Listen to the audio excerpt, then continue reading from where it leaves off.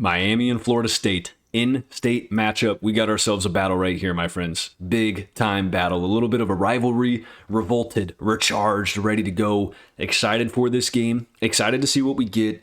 The biggest thing is the mental psyche in this game as well. So we just got done talking about that in the Alabama-Vanderbilt preview. How last year had something to do with this year has something to do with it. And this game, it's just last week for Florida State. You think about a chance to set yourself up for a big-time game. Not that this still isn't, but a chance to get a win against a Virginia team that was good. Should have been a handled win. They don't win it, they lose. You come into this week now, how do you respond? That's the biggest mental side note for Florida State in this football game. It helps that you're at Doak Campbell, big time.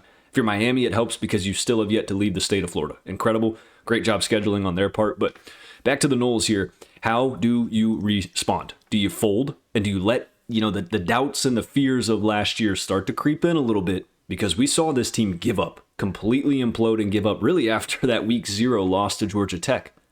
So how do you respond in this season, in this game, in this moment? I think Mike Norvell is going to have this team ready to play. First off, I think having Castellanos, a little bit of a guy with some moxie in his leadership, a guy that carries himself with a whole lot of confidence and just a different style.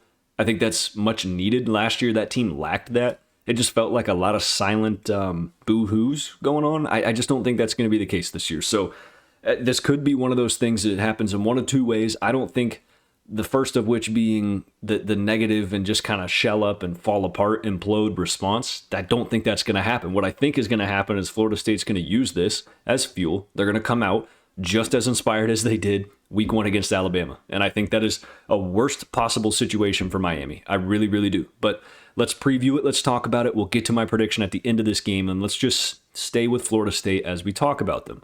This Gus Malzahn offense is electric. They put points up last week. That was absolutely not the reason they lost to Virginia. It was the defense, which we'll get to the defense here in a second. But I think Castellanos is poised to have a big game in this football game.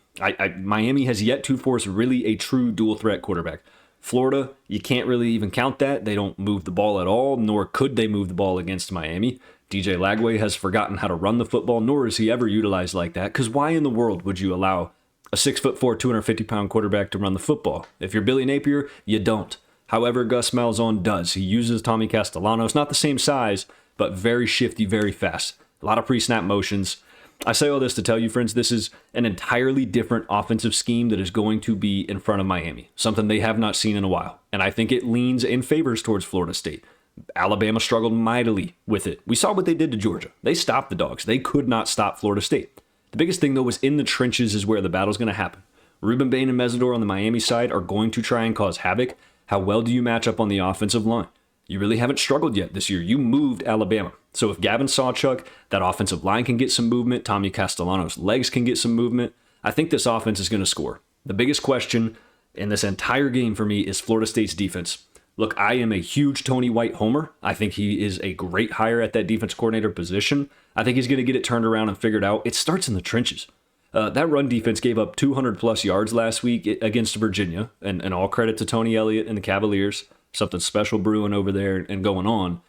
But you just can't hold Alabama to a sub 100-yard on the ground performance in week 1 and then come out against Virginia in whatever week it be at this point and give up 200-plus yards on the ground. It just can't happen. So that defensive line has to rub some dirt on their face. They got to find a little bit of pride, find some identity, man. Play with the same energy, the same moxie, the same speed and emotion that you brought out against Alabama, and they will be fine.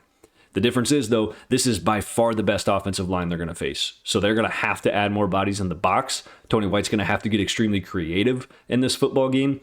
I'm going to be flat out with you. Outside of Malachi Toney, CJ Daniels has had his moments this year for Miami. I just don't think Miami has proved a consistency in the passing game. Carson Beck has already turned the ball over a couple times this year. He did not look great on film against Florida. He struggled at times in that game, missed some open guys, threw an interception. So if you can stop the run, if you can buck up, load the box up, get your linebackers to play downhill and physical, I trust Florida State's secondary to do what they need to do against that Miami offense. Let's talk about Miami while we're on the topic of Miami's offense. We'll start with the offense. Carson Beck, okay? Carson Beck has to make some big plays in this football game through the air.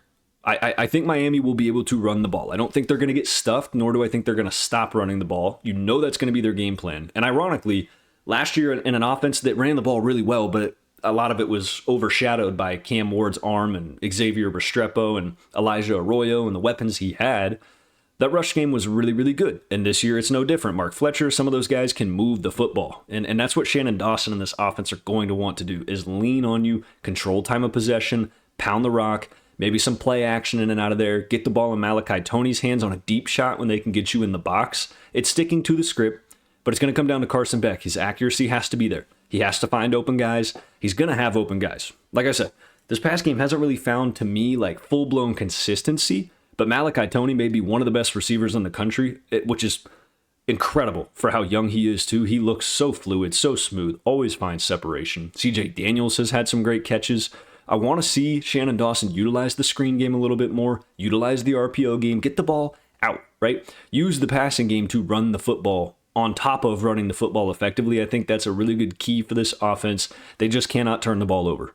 All right, this is a defense that they can absolutely bend to the point where they're going to get tired and break. They just can't afford to turn the ball over and kill drives when they're in the red zone or when they got a little bit of momentum moving down the field. That's going to be the biggest question mark for me. Third and distance is another thing to watch for as well. Carson Beck and his accuracy. I don't think time is an issue. I think this is, in my honest opinion, the best offensive line in college football up to this point, both on paper and on film, if you watch the film.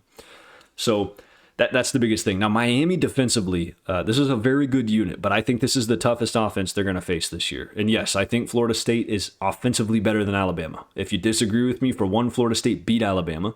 And two, I think this Florida State offense is better coached. I as much as I love and respect Ryan Grubb, Gus Malzahn is a mastermind. He knows how to beat you. So I think this is going to be Corey Heatherman, Miami's defensive coordinator's first true test. We saw Notre Dame start to kind of bend this defense a little bit in the second half of that week 1 matchup. In the first half, they looked great. Second half, we saw some adjustments that Notre Dame made, and CJ Carr, obviously his first time starting, started to have some success, the tight end position. They were able to leak him out a lot on some meshes and some crosses. So look, guys, I think ultimately Miami's defense has to get pressure. They have to keep Castellanos bottled up in the pocket. If they can find their way into the backfield a lot, make things chaotic, do not give him time to even get a screen out. Don't give him time to get the ball out. That's going to be big. If you take away the run game, you force Castellanos to have to stand in the pocket and make throws. That is your best chance in this football game, all right? Outside of Deuce Robinson, there's still a lot of question marks at the receiver position for me. I like Mekhi Danzy, but if you can take Deuce Robinson out, right? OJ Frederick, some of the secondary talent that you have all the tools to do it. I trust in Corey Heatherman, but again, this is by far going to be his toughest test this season. So let's get to the prediction now. Alrighty, the line sits at Miami favored -4.5. It doesn't surprise me. I think that's a valid line. And Miami is an extremely good football team going on the road in a very hostile environment against a team who's really in do or die mode at this point. As much as we thought the playoff expansion would kill in-season games and kind of like destroy the aesthetic or the lore or the pressure of these games, to me, this is a type of game that it doesn't. Florida State knows, hey, we have to win this football game. So, and drop my pencil, I'm getting so fired up here. Look, I say all that to tell you guys, I'm taking Florida State. I am. I think the Noles respond. I think the mental psyche of what happened last week, that just come back to life, come back to earth, better yet, moment there in Virginia, I think is going to be huge for them. I see that Norvell's going to channel that. I think Castellanos is going to channel that chip on their shoulder. I think we're going to get just as inspired of a performance that we saw against week 1 or in week 1 against Bama in a game like this in week whatever it be, in this matchup against Miami out of the Noles. I think they take it very close game, 4-quarter football game. I think Miami has countless chances, but a bad turnover or a bad break somewhere in this game. I just think on the road, Doak Campbell's going to be rocking. Florida State needs this win to get back on track. I don't think Miami's really been fully tested since the Notre Dame game. The Florida game, to me, really didn't count. That was one of the poorest efforts from any team I've seen all season long, especially offensively. And that's not a discredit, but I got Florida State winning this. So I appreciate you guys tuning in, and I will see you in the next video. Thank you.